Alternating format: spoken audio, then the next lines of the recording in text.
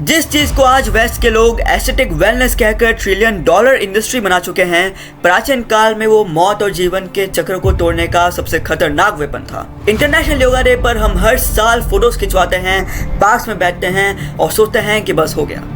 योगा कोई physical stretching नहीं है भाई, ये इस पूरे धरती की सबसे पुरानी इंटेलेक्चुअल और बायोलॉजिकल इंजीनियरिंग है। नमस्ते, मैं हूं निरोध दास और आप लोग देख रहे हैं भारतीय क्रॉनिकल्स पॉडकास्ट।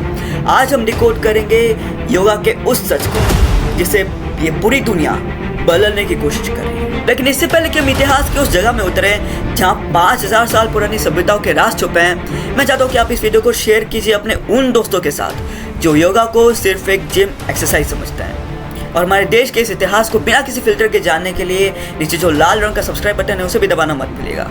तो फिर चलिए अभी चलते हैं वहाँ जहाँ से ये सब शुरू हुआ था। लोग कहते हैं योगा कुछ सदियों पहले शुरू हुआ था, पर साइंटिफिक एविडेंस बताते हैं कि हमारी इंडस वैली सिविलाइजेशन के एक्सकवेशन में एक सील मिली थी जिसे आर्कियोलॉजिस्ट पशुपति सील कहते हैं। इस सील पर एक यौगिक पोस्टर में बैठी हुई फिगर साफ दिखाई देती है, जो इस बात का प्रूफ है कि आज से कम 5000 साल पहले हमारे पूर्वजों ने कॉन्शियसनेस को मास्टर कर लिया था। अब चलिए आगे बढ़ने से पहले एक छोटा सा टेस्ट। मुझे अभी के अभी नीचे कमेंट सेक्शन में सच बताइए, आप में से कितने लोगों को पता है कि योगा के सबसे पहले गुरु यानी आदि योगी कौन थे? मैं जानना चाहता हूँ कि हमारे कितने व्यूवर्स को हमारे रूट्स के रियल नॉलेज के बारे में पता है। कमेंट कर दिया? चलिए अब आगे बढ़ते हैं। योगिक ट्रेडिशंस के मुताबिक सबसे पहले योगी स्वयं महादेव आदि योगी। उन्होंने इस परम ज्ञान को सबसे पहले शक्र ऋषि को दिया, जिन्होंने इस पूरे साइंस को पूरी दुनिया के अलग अलग कोनों में फैलाया। लेकिन इस पूरे ज्ञान को सिस्टमैटिकली कंपाइल करने का काम किया महर्षि पतंजलि ने। उनकी अमर रचना योगा सूत्र थी। उन्होंने कोई बॉम्ब एक्सरसाइज नहीं लिखे थे, उन्होंने दिए थे अष्टांग योगा यानी 8 लिम्स ऑफ योगा: यम, नियम, आसन, प्राणायाम, प्रत्याहार, धारणा, ध्यान और समाधि। फिजिकल पोस्चर तो सिर्फ इस विराट सिस्टम का एक छोटा सा तीसरा सा हिस्सा था।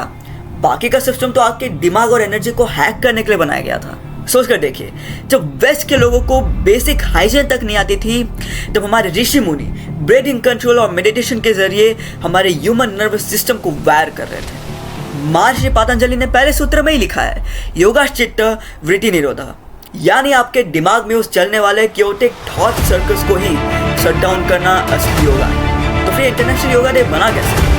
दिसंबर 2014 में यूनाइटेड नेशंस जनरल असेंबली में भारत ने एक प्रपोजल रखा जिसे रिकॉर्ड 177 देशों ने को स्पॉन्सर किया और जून 21 को इंटरनेशनल योगा डे अनाउंस किया गया। मगर जून 21 ही क्यों? क्योंकि ये समर सॉल्स्टिस होता है, साल का सबसे लंबा दिन, जब नॉर्दर्न हेमिस्फीयर में सन की एनर्जी सबसे ज़्यादा पोटेंट होती है।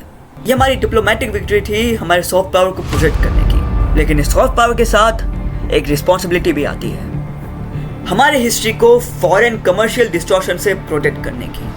आज हो क्या रहा है? कोई इसका नाम वीर योगा रख रहा है, कोई hot yoga. Seriously hot yoga?